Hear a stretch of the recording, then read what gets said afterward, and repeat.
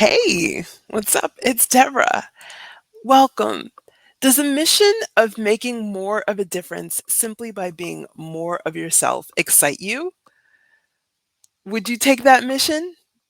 I know I did over and over and over again, over many different periods of time in my life until it became a theme. And I started to see that the theme showed up as you can either be yourself or fill in the blank. Have happy marriage, have a close family relationship, have the respect of your community, have a great paying job. Now, I'm not a big fan of polarities, but maybe you've experienced something similar in your life where you've been in situations where it was like either I get to be myself or I get to enjoy this thing that I really want. Well, I'm a big fan of actually letting go of the polarities of black or white, good or bad, this or that, and trying to find where everything kind of balances out, where things mix together, where things kind of blur.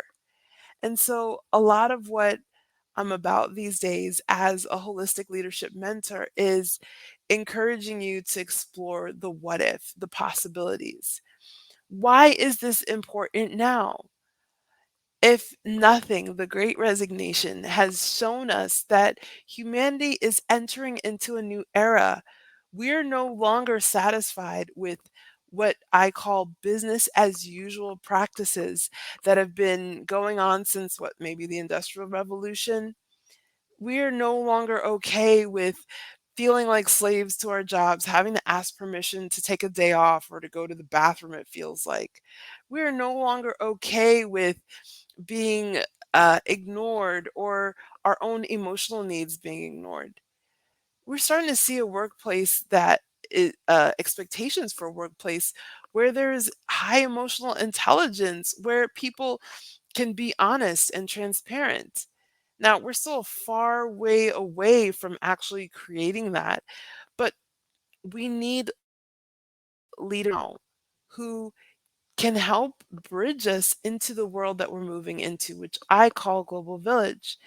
It's a space, it's a beautiful, beautiful place where we as human beings have started to shift our priorities from numbers and tangible outcomes and results and things that we can see that are short term in their value to things that are more long term, that are less visible on the outside, on the surface, but take a little bit more of insight, a little bit more wisdom, a little bit more time, a little bit more depth, a little bit more inquiry to start to see those things of value.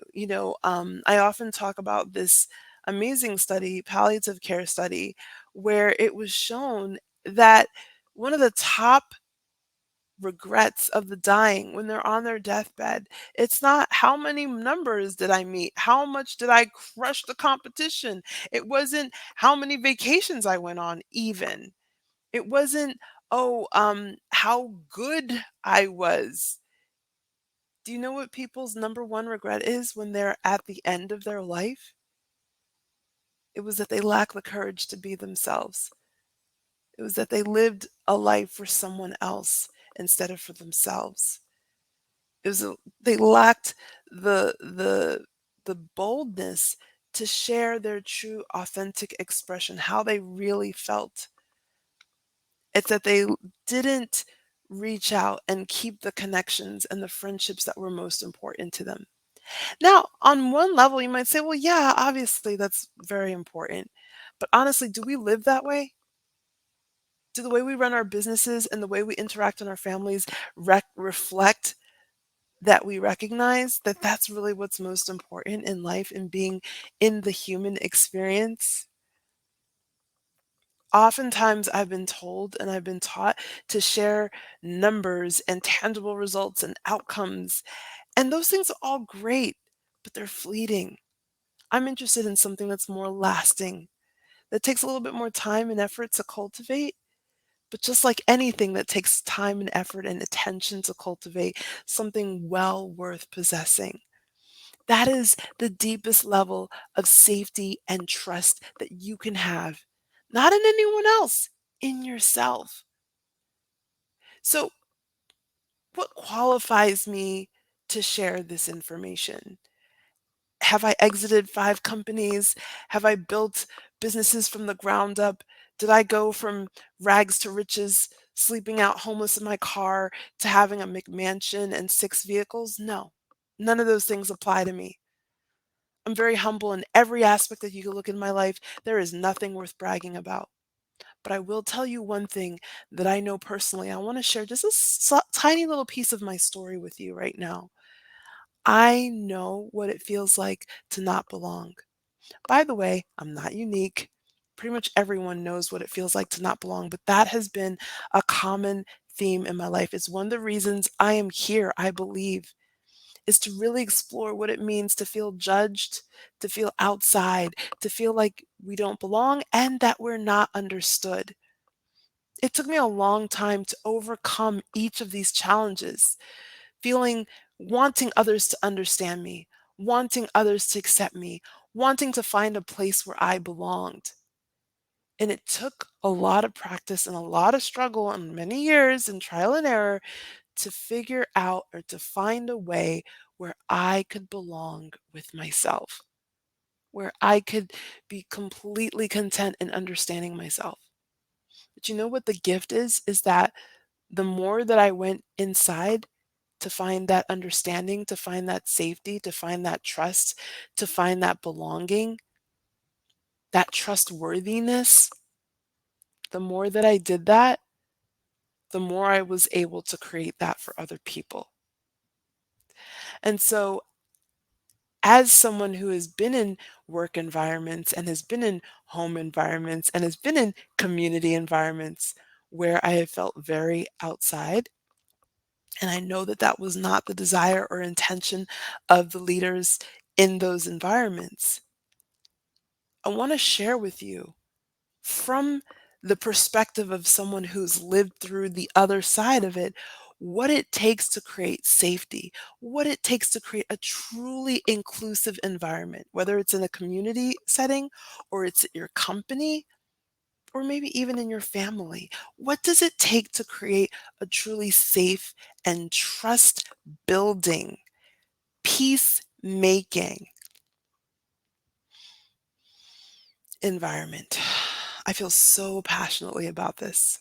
So, my little story is I was actually escorted off the premises of a school where I was a teacher.